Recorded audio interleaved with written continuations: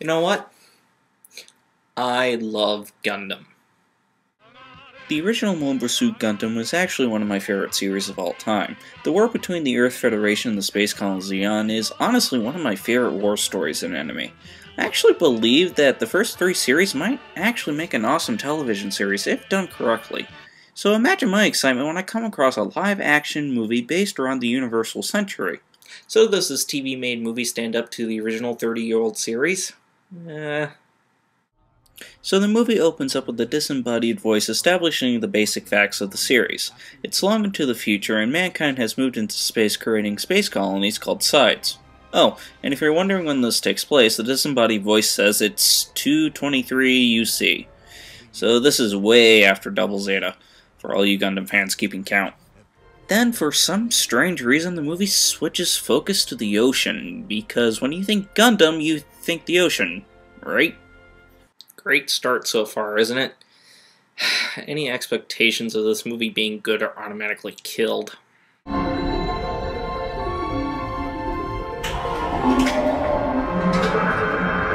It's a Big Daddy! Run for it! Weak! You're a weak chopper! And this little fish ain't worth towing it with no Big Daddy. Instead of the monster of the deep, we meet our hero, who is mining for raw materials. Temperature descent at 4 minutes. You must have dropped down the face like a ton of bricks. Maybe this puppy's put on a bit of weight as she's getting older. A lot like you, huh, Simmons? Yeah, he'll serve as our hero for this movie. I can tell I'm really gonna like this guy. Anyway, while our hero, Mark, is busy mining, the other 2 Sequest flunkies notice that there's something huge coming his way. They get a distress call from a soldier, and Mark is the first on the scene. Now, hold on. I'm not fully equipped for recovery. Float your beacon for a congressional search and rescue. Negative! I don't have the time! What's the matter? You got somewhere else to be? Yeah, it's not like I'm about to die or anything, you ass. When the soldier begins to really panic, Mark does a 180 on his personality and tells the soldier to eject his cockpit in order to carry him to safety. When Mark returns, he's welcomed by Zeon forces, or at least a group of guys who wish they were members of Zeon. One or the other. Anyhow, they've started taking over the ocean base. We are then introduced to our rival character in the movie, who goes by the name of Jack. For those of you who normally don't watch Gundam, there's usually a character who is a rival for the protagonist who has equal or greater skill to him. Mobile Suit Gundam had Amara Ray against Char Aznable, Camille Badan versus Suzaku and Zeta Gundam, Double Zeta had Judo Ashita fighting Kaman Khan, and even Gundam Wing had Hiro Yui going up against Char Aznable, Sex Marquise, and now we have the epic rivalry between Mark and Jack. Doesn't exactly leave much of an impact, does it?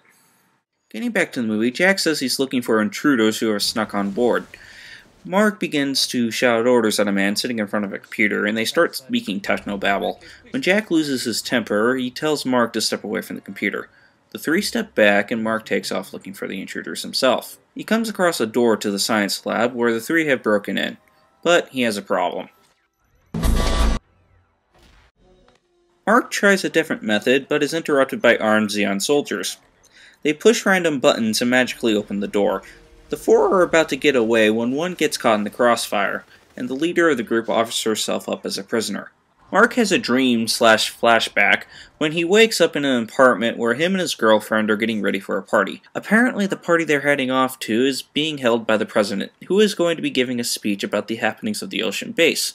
Before leaving, Mark turns on the TV to find a news flash talking about the incident, and Mark says that they've been making it worse than it actually was. The 2 arrive at the party, and just tell me this isn't the most awkward party you've ever seen.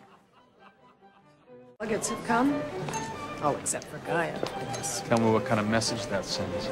Try and enjoy yourself, would you, honey? It won't kill you. Champagne, sir? This is fun. I like this. Dance, damn it! You will enjoy this party, and you will tell your friends in such a manner that they wish they were here. Jack finds Mark in the crowd, and they begin having idle chatter with each other. You mean the fact that a perfectly balanced ecology refuses to take orders from a society that's completely destroying their own people? Soapbox, Mark? Get on one of your men, Jack, and bring me a soapbox. I got a lot to say. We wouldn't be talking like this if hydrogen had produced the crop yields that it promised. All that money and all you have to show for it is seaweed. Sorry, Jack. What was the last stroke of genius that society culled from the military. This is one of the few scenes I've seen in movies that breaks the 180-degree rule. Basically, when you're shooting a conversation, you never shoot from both sides of a circle.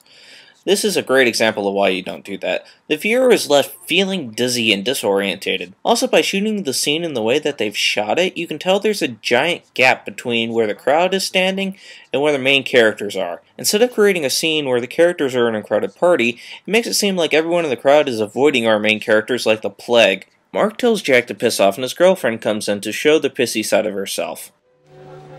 What? You saw he was goading me.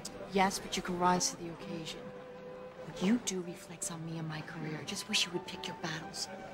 Because that's exactly what a young hero needs, an annoying girlfriend to stand in his way. Lure you into coming back?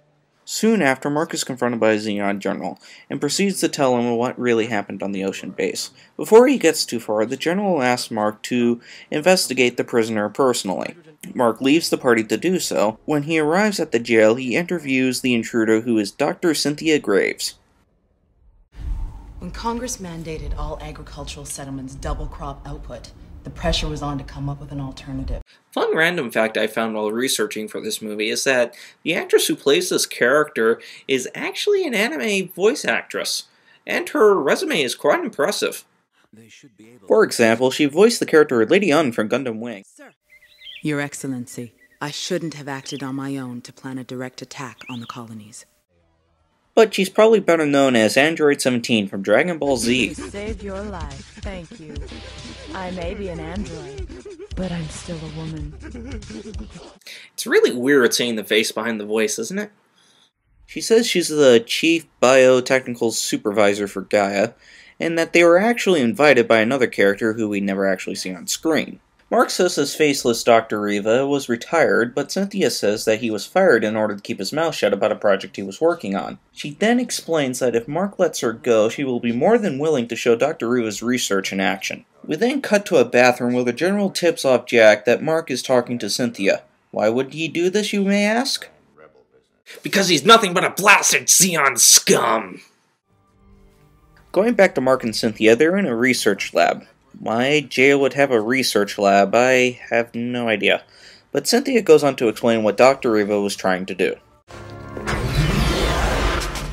you know what bioluminescence is? It's heatless light, like fireflies, right? It has the potential to make deep-sea agriculture a reality. Dr. Riva was working on a new bioluminescence which produces heat as well as light. Okay, I'm no scientist, but did that make any sense at all? I mean, she's trying to make luminescent light powerful enough to grow plant life. Hell, she's trying to make it as powerful as a second sun. But honestly, I don't think luminescent lights work that way. I don't think they could ever become powerful enough to produce any sort of life, let alone plants. And hell, if anything, she's really creating just a giant glow stick.